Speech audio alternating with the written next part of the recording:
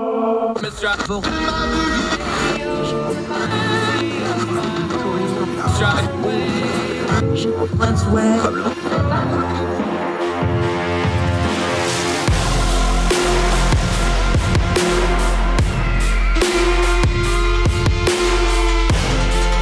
your host, Andrew Donaldson.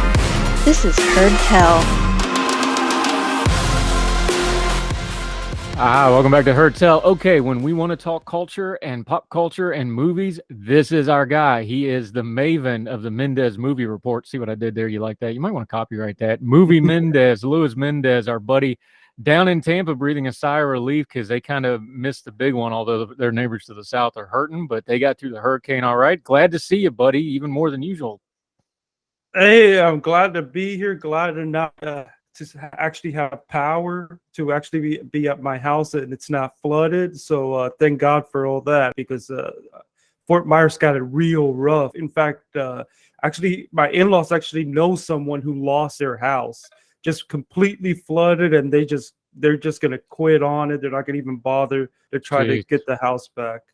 Yeah, it's sad stuff. For those of you from Logan, they thought this hurricane was going to come in right on Tampa Bay. It swung south at the last second, hit Fort Myers head on, really obliterated those poor folks down there.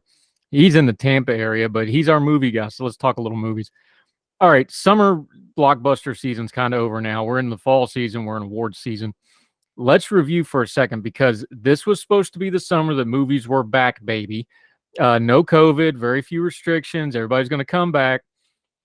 I'm looking at the numbers. You know, we're data guys. You're a data guy. Our movie's back because when I look at this list, I see Marvel, I see Jurassic Park, and then I see basically Top Gun, and then there's a whole bunch of everything else. Is that a healthy movie season? Is that the big we're back movie season people were expecting? I mean, honestly, I'm pretty cynical about this at this point when it comes to the box office. It's pretty obvious that if it's not a major IP that is knowable for folks, even something like Top Gun, which was people expected it to be a success. I'm not sure they expected it to be this successful, but even something like that, at least it's a known IP with a known name, with a known star. If you don't have that, it's going to be really hard for you to make like really big noise at the box office. If anyone's made any noise at the box office this year in terms of original stuff, it's been horror. And even horror, you know, you're talking about, it's a different measure. You're not going to be making unless you have like something ridiculous like The Exorcist or It, or the first It movie. Your measure of success is going to be a little bit different than the big blockbusters. But unless you're doing original horror this year, if you're not doing IP, you're going to suffer, unless you also have something like Everything Everywhere All at Once, which was able to be this big hit with getting legs. Incredible success for indie movie, but even that only made over $100 million, which is like chump change of Marvel. So I think people are coming back to the theaters. The thing is that people are selective about what they come back to the theaters to, especially after the pandemic era conditioned them to be more and more comfortable with streaming. Yeah, I think you got a good point. I got a bit of a theory on Top Gun, and I love it. This is one of the rare movies I ever went and saw it twice. One of the reasons for that is because the first time I saw it in IMAX, and I wanted to see it in a regular screen, because when you're seeing IMAX, you miss stuff. Like, you just can't. There's too much going on. So I actually went to this movie twice, and you know me, I don't like movie theaters, so that tells you something. But my fandom of that franchise aside, I've got a bit of a theory on Top Gun. I don't think people did this on purpose. I don't think they got on a message board or social media and discussed this. I do think Top Gun was a little bit of a protest thing for some folks going to the movies, of like, yeah, this is the kind of movie we will go out to the movies and see. I think that it's not a huge thing, but I think it's just something, because a lot of people I talk to is like, yeah, that's the only movie I went to this year. I think there's a little something to that. Yeah, because first of all, it's a movie that's just it's entertaining. It's not trying to do any particular message. And while I don't mind a movie that tries to have a message or tries to hit on certain themes, those kind of movies can end up being inaccessible if it's not done right. They can be very one note. Whereas this is more of a crowd pleaser. Plus, it's not a superhero movie. You know, it's something different than what people have been used to. Um, it's not just a bunch of CGI green screen stuff going on. Yes, there's visual effects in Top Gun, but a lot of it is practical effects. And I think that the industry is responding every bit the way that the audiences have responded, because we had the Telluride Film Festival, which is out of all the major festivals, that's the one where a lot of Academy voters like to go to. And I was listening to a podcast to one of the folks who actually talks to these voters. And what really struck him is how many of them said that they loved Top Gun Maverick. And then there was an interview with Quentin freaking Tarantino, one of all people, who said that it's his favorite movie of the year so far. And that really goes to show you how big of a hit it's been. I think because it is able to stand out. It's not an art house movie. It's a big blockbuster. It's accessible to everybody, and it's not the same old blockbuster that people have seen over and over again the last couple of years. Yeah, to your point, talking to Louis Mendez, our movie maven, I'm looking at the domestic box office numbers for 2022. You get down to number 9 before you get an original thing that is not a franchise or a sequel. And that's the Elvis movie, which is not exactly non-franchise and not sequel, although it was a unique take. By the way, I actually liked the movie. I know it was pretty, but yeah, I gave it a good review too. But I bring up Elvis because you know what Elvis really was? It was a superhero movie. I mean, with the way it was shot and some of the things that they were able to do. It's a Marvel. Yeah. It was I was sitting there watching it, and I like that. You know, I really enjoyed it. I was able to, you know, you've heard me do this. I'm a Philistine. I'm not the fancy critic you are. Somewhere in that 2 hours, I got to forget I'm watching a movie for at least 30 seconds. You know what I'm saying? That's just kind of my standard of a movie. Like, can I just forget it and get into it for at least a moment? I got into that. I thought it was clever, you know, but I was also sitting there with my kids. I'm like, this is a Marvel movie. This is laid out like a Marvel movie. It has the Marvel movie beats. It has the dark spots. It has the sarcastic humor. It has the weird cut shot action scenes. That's a Marvel movie. Am I wrong? I mean, no, you're not wrong, but it's also what you might come to expect from Lerman, because he's known to when it comes to Boz, it's almost like he wants to make his movies feel almost like you're at a party at the same time. And I think that's why he was able to do such a unique take compared to a lot of the standard biopics. I also think it's why it ended up being pretty successful. Supposedly had a ridiculous standing ovation that lasted a long time at Cannes. I think it's got an outside shot to get into the picture race. I don't quite have it in there just yet. But Austin Butler, who played Elvis, is definitely getting a lot of praise for his performance. People are a little more divisive about Tom Hanks in the fat suit. But yeah, I mean, I personally thought that movie was incredibly fun. Very different than your standard biopic. I mean, if anybody out there has HBO Max, you can watch it right now. It's on HBO Max right now. Yeah, we actually purchased it because we liked it enough, and the kids have been rewatching it. But and Austin Butler, even people that didn't like the movie because they didn't like, you know, the way Baz does stuff, everybody's just like, it's an incredible performance. It really is. He was really good in it. But back to the larger point, okay, that's 9 of the top 10 movies that are not original material. Number 10's Uncharted. That was a video game. You get down to 11, you get to Nope, which, by the way, is a horror genre. You know? Now that is original, but very original by some people's measures. But I would point, but I would point out that is also directed by Jordan Peele, who almost has his own brand name as well.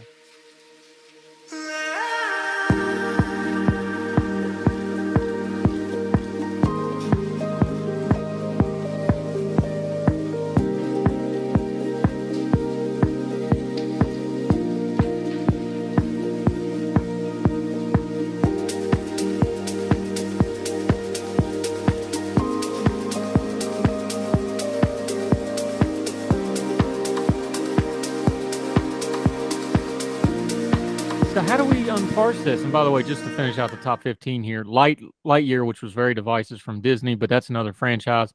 The Lost City, which was original, and if you're too young to remember what Romancing the Stone was, because it was the same movie except with F words and but. Bullet Train, which was a remake of a movie from overseas, and then you get down to 15 before you get to the bad guys. I'm just looking at this list, man. Which, by the way, The Bad Guys is an adaptation of a book. It doesn't get any better from there. 16, Fantastic Beasts, that's Harry Potter. 17's DC Super Pets. And then 18's Where the Crawdad Sings, which is a book adaptation. That's traditionally where you get a big movie. You get it from a book adaptation. You got to go all the way down to 18.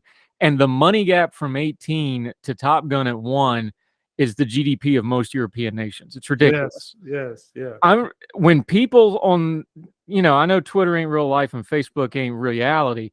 When people are saying there's nothing original at the movies and that's why I don't go to the movies, there's validity to the accusation, and it seems to be getting worse, not better. I mean, there's validity in terms of what the big studios are giving money to. Now, if you actually go to every weekend and try to check out some of the smaller movies, there's definitely a lot of original stuff out there. Of course, the problem is a lot of folks don't go out to see the movie. Now, sometimes it's because of marketing. Maybe they don't even know that movie exists. That's another big thing.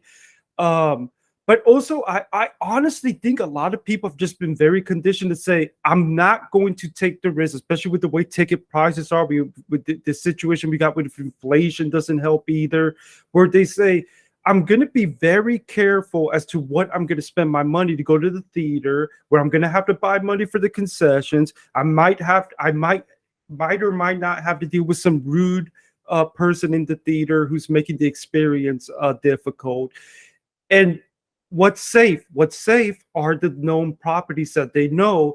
But when they see this other original stuff, maybe they'll say, well, I know this is going to show up on Netflix. I know this is going to show up on HBO Max. I know it's going to be on VOD in a couple of weeks, especially with the theatrical window getting shorter and shorter and shorter. And I'm just going to catch it at home because it's much more comfortable that way. And I think that's why you see some of these legacy directors who are all big about cinema has to be on the big screen and stuff.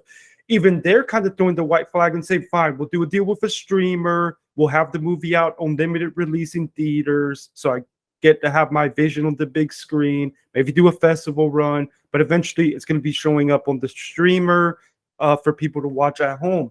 I would point out, again, Everything Everywhere All at Once, I think is one of the big standouts among the originals. But again, that movie still, as much money as it made, it's chump change compared to all the movies that you just mentioned, which is crazy to think about when you're talking about movies that are making over $100 million being like low on the box office scale. It's kind of crazy to think about just how different the scales have become now that we're getting billion-dollar movies here and there.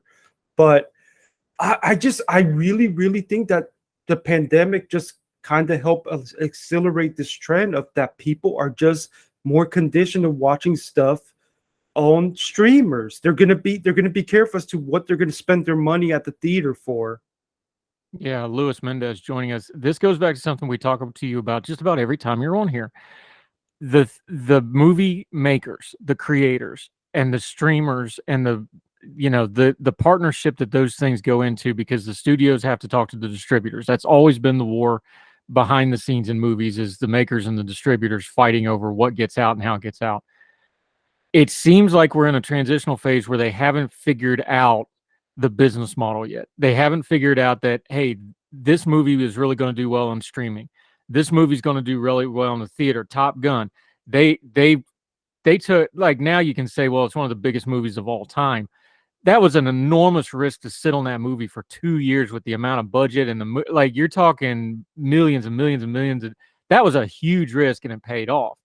And then you have these other ones where they're like, well, let's take this big budget thing and put it on stream, and it may hit or it may not. That's really the fight here, right? They haven't quite figured out the business model of, if it's not a tent pole, it's really iffy going to a theater. And some stuff they haven't figured out, like, look, this would actually probably do really well in streaming if you just give it a chance on streaming. Oh, yeah. And sometimes I honestly find myself kind of scratching my head as to why didn't they come out with this on streaming, or at least maybe do a same-day release. I've been seeing Universal's been doing that with Peacock of late. While I do think that there are certain movies that would be helped by theatrical exclusivity, I think there are others that would be helped by the streaming. But unfortunately, you have some of these filmmakers who are really, really want their movies on the big screen. at the same time, also you do have these certain situations like the mess that's going on with Warner Brothers right now, where they are really like completely overhauling what their plans with HBO Max. They're dealing with a merger, a lot of controversies, but then canceling movies that they've actually shot. They've canceled to forget tax write-offs. They've just completely taken things off streaming without any physical media available for that stuff. So I agree on the business model that they haven't figured out, but also I think there's also kind of this pull as to how much say does do the creative folks have, the filmmakers and such, compared to the business model.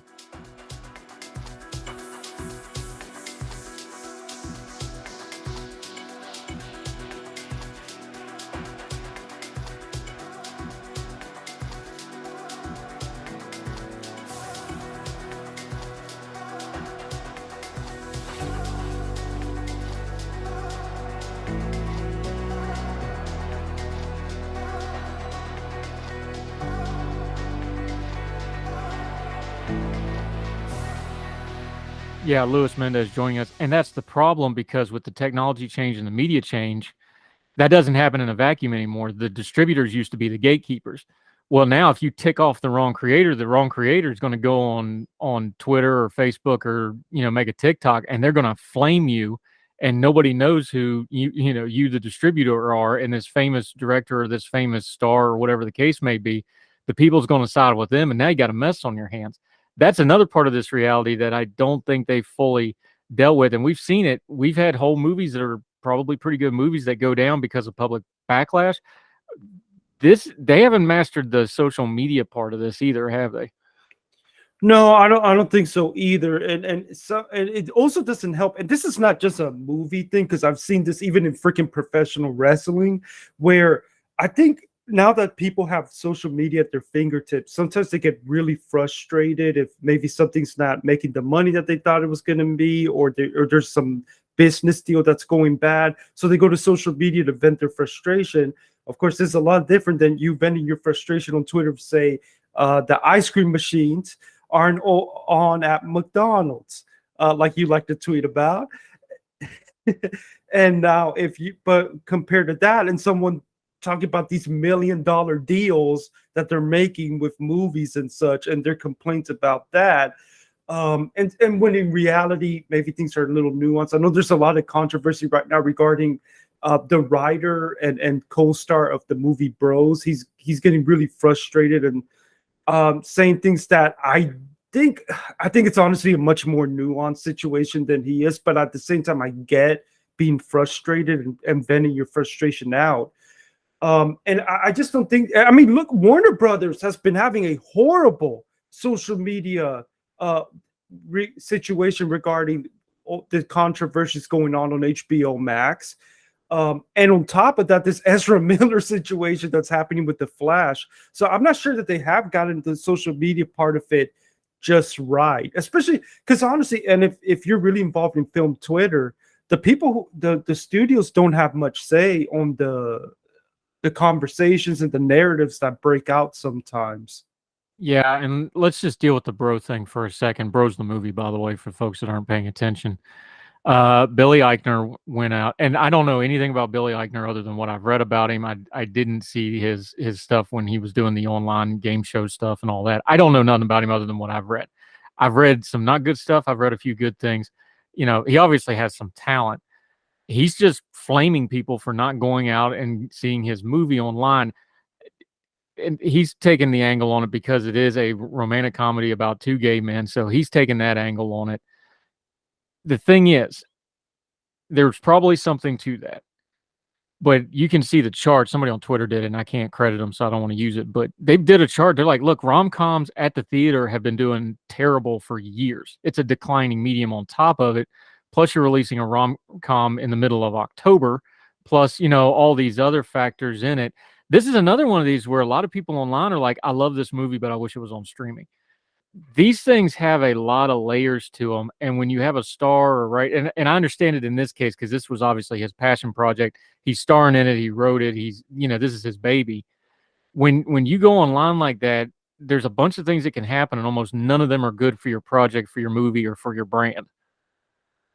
Right. And to be fair, I don't think that he's 100% wrong, because I mean, we know that there are people who don't go to Sure. the movies simply because they believe that they're fighting a culture war, and they're not, and Absolutely. Hollywood is the enemy and stuff like that. I mean, not that Hollywood is pure or anything like that, but the point is that they don't go to the movies because of that kind of stuff, and including movies that kind of push some social progressive stuff like this movie technically would. However, the problem, and I understand his frustration, because the movie was very well received at the Toronto Film Festival. It's got great reviews. It's got great audience You've reactions. actually seen it, right? You like the movie. Yes, I gave the movie a B+ review. I saw it with my wife, and she ended up loving it also. It's a very funny movie. It is a raunchy comedy, but it is a funny movie. But I will tell you, I knew something was up when it was literally me, my wife, another couple, and some random dude, and we went on a Friday night. That's when I knew there was, maybe this wasn't going to be making the money they were hoping it was going to make. I will point out that there was also a gay romance movie came out in 2018, Love, Simon, and that actually didn't do too bad at the box office, but that was a completely different marketplace.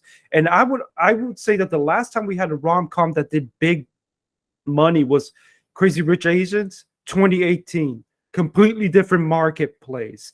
The Lost City, now technically The Lost City did pretty good, but I would argue that some people don't see that as a rom-com so much as an adventure movie, and they really market it that way smartly.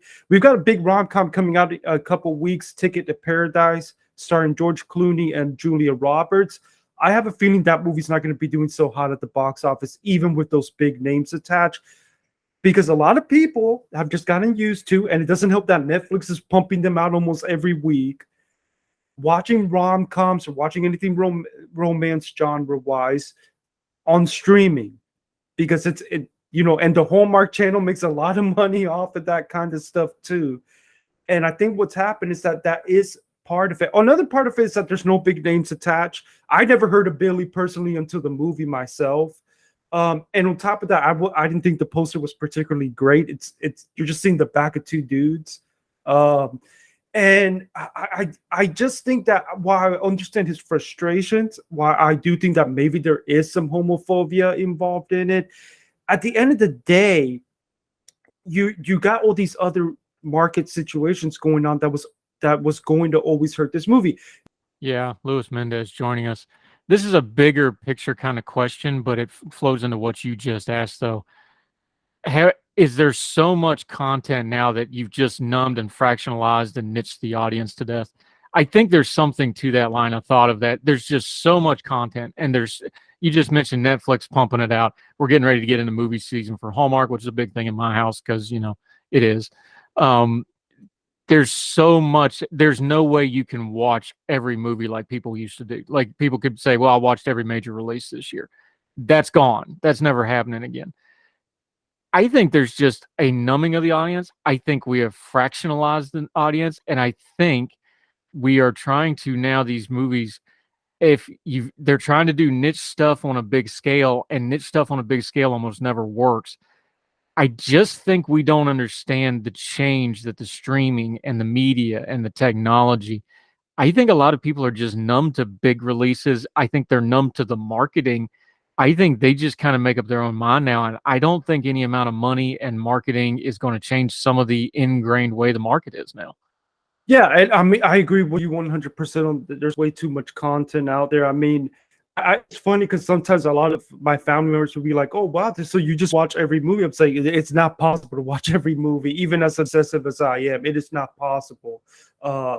Especially TV movies, streaming movies, major releases, art house movies, foreign movies, especially at a time where people are finding more interest in checking out foreign films. There's just too much out there. If you check out the Letterboxd archive, some movies that are coming out, it's ridiculous how many are coming out, hundreds of thousands each year. When you really take up the entire globe altogether. And it's also why I personally am dumbfounded that people are still doing top 10s.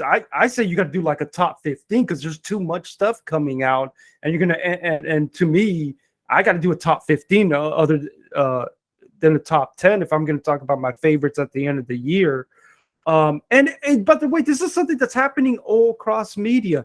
We've got so many options that it's allowing people to kind of pick and choose their stuff. I'm seeing this in professional wrestling. I'm seeing this in music. I'm seeing this in TV. We got so many options now that it's very rare for something to be something where everybody is watching it. You know, you've gotten these rare instances. Game of Thrones becoming this huge pop culture thing. You know, and you know, I'm trying to think right now of some. It's becoming really hard. I mean, because even the simple stuff, you're going to meet plenty of people who are like, well, I haven't watched that, I haven't caught on to that yet. I mean, I think that the fact that we have so much content, because there are so many choices. Are you an art house fan? There's plenty of art house studios now. Are you big into blockbusters? We're getting a lot of blockbuster from the studios these days. They're, you know, it's funny, we used to call these event films, but I mean, how much of it isn't a, we're getting like 10 of them each year now. Top Gun was an event, I'll tell you that one, but I don't know that we'll see another one of those anytime soon. Luis Mendez, he's so good on this stuff. We didn't even get to the award season stuff. We'll talk about that next time we have you on, which won't be too long. Till we get you on, though, let folks know what you've got going on. You're great, sir. You're becoming Netflix yourself, man. You're popping out movie reviews about every day, it seems like. Let folks know where they can follow you, where they can keep up with your stuff on social media and your Substack and everything else. Well, basically, if you want to catch all the stuff that I do and the main hub, that is mendezmoviereport.substack.com. If you want to find me on Facebook, Instagram, Twitter, or if you happen to have a box, Mendez Movie RPT. I'm still trying to figure out something to do with my YouTube. It's still sitting there, but I'll figure something out. I am very excited about the fact that I recently was accepted to critics groups. So I am going to be sort of a little part of award season this year. So that's going to be interesting. If you need YouTube content, call me and I'll explain to you. I will give my well-honed defense of the Miami Vice movie and why everybody misunderstood that great piece of American cinema, because it was fantastic, among other hot takes that everybody hates me for. So give me a call, buddy. Nobody else will come on there with you. I got your back. Oh, hey, that's fine, especially when it comes to Star Wars.